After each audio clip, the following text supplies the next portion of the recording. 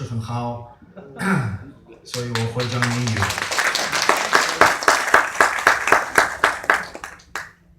As I'm sure you already saw, the real-life situation here in Israel is far from what some of you may have seen on TV. Israel was and still is and will be a vibrant emerging market, a bustling technological center, and a center for innovation that affects the whole world. We're indeed a startup nation. 世界是真的一个创新创业国度。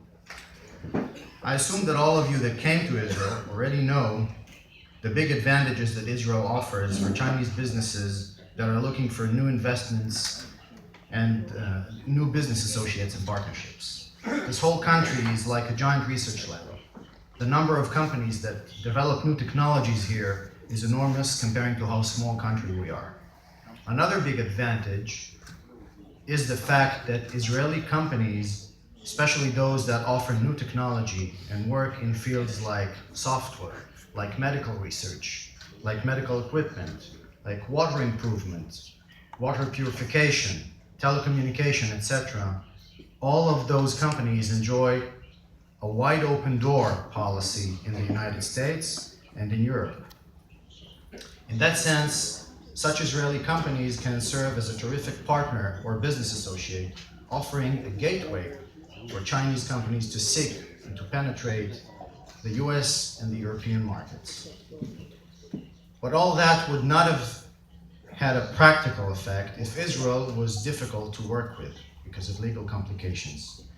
If we were not open for business, if foreign companies that would come here to buy Israeli companies or to invest in Israel technology would not be able to do so because of legal hardships and because of difficult formal restrictions, then all of our advantages would have been irrelevant. Well, luckily enough, Israel enjoys a very open, a very flexible, and a very convenient legal system.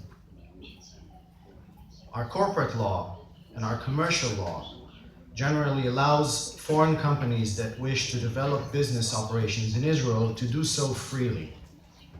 You don't have to have a local shareholder as a partner. You don't have to obtain special permits in order to open or in order to hold an Israeli company. You don't even have to set up a local branch or a subsidiary in order to invest or in order to operate in Israel. In fact, you can, if you want, even operate directly from your Chinese platform or your Chinese entity. However, I must say that for tax purposes and for some other purposes, it is sometimes wise to operate here using a local subsidiary. Foreign entities that want to invest and become shareholders in Israeli companies can generally do so freely, and they don't have to face special restrictions. They, generally speaking, enjoy the same treatment by the Israeli law as if they were Israeli entities, and they enjoy the same treatment by Israeli courts as if they were Israeli entities or Israeli residents, and in fact, sometimes even a little better treatment. The Israeli tax system is nowadays a very reasonable one.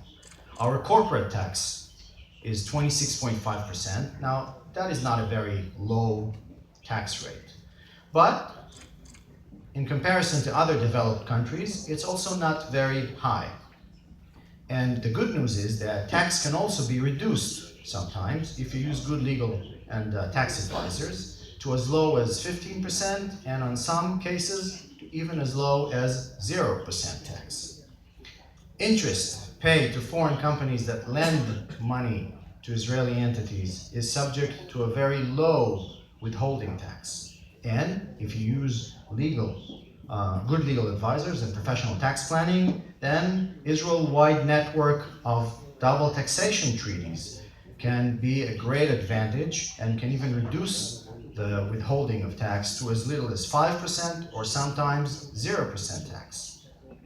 And finally, there are no real restrictions on withdrawing foreign currency and with repatriating profits or investments. In fact, our banking system is very healthy and is very stable. And our legislation and regulation allows for any foreign investors, as well as Chinese investors, of course, to pull out cash and to repatriate all profits that were generated here in Israel. So there are many advantages for the free market environment that we have here. But all of this does not mean that we do not have any restrictions and that we do not have any regulations at all.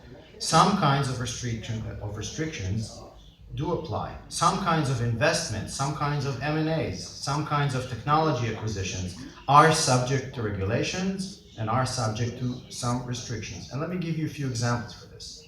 Now, the first type of restriction applies to investment in companies that deal with technology that may have some military or security uses. Now, this may include some parts of the chemical industry. It also includes companies in which the Israeli government hold a special right, such as a golden share. Usually, this concerns companies that are somehow related to our national security, as the government calls it. This, for example, would be the case with El Al, our national air carrier. If a foreign investor would like to invest in a company like that, he would have to face some restrictions.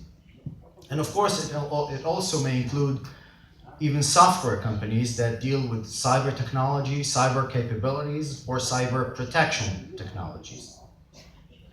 So that was the first example. Another type of restriction applies to companies that are defined as a monopoly, according to Israeli antitrust law. Now, we're not talking only about companies that are the only businesses in their fields, but also about companies that control a large share of their market. This, for example, was the case with Tnuva, which I'm sure you're all aware of, that was acquired by a Chinese company called Bright Food. Now, Tnuva is not the only dairy product company in Israel. There are at least 2 other large companies and at least 20 other small companies whose products can be found in supermarkets. And there are hundreds of small boutique dairy farms. But Tnuva is definitely the largest dairy product company in Israel, and it controls a very, very substantial share of the Israeli dairy market. Buying a share in a company like Tnuva does require a special approval from the government and from the antitrust authority. A third type of restriction would concern certain financial institutions such as banks, insurance companies, and other companies that control the public pension funds and saving accounts. Buying a share in such companies will require a special permit from the Ministry of Finance.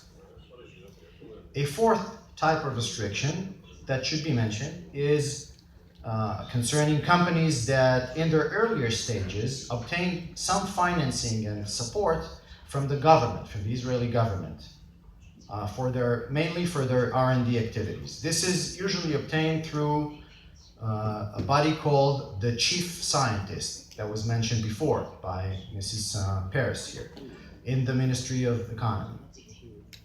In this case, there's no permit that is really required, but the investor and the target company should reach an agreement with the chief scientist.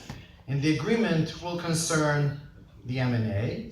It will relate to additional shares that the chief scientist may be entitled to get in the target company. It may concern some royalties that the chief scientist may be entitled to get from the target company. I can definitely tell you again that with good legal representation, an agreement usually can be reached, and the M&A or the merger or the acquisition will in fact take place. Now, I mentioned some restrictions that may apply to M&As here in Israel. In many cases, such restrictions will not be applicable, but even if they are applicable, as I said before, they should not deter any of you from coming over and from investing here, as all of such restrictions and regulations are relatively easy to handle and easy to overcome with good legal advice. And as we said before, we're a nation that is open for business. So don't hesitate. Thank you very much.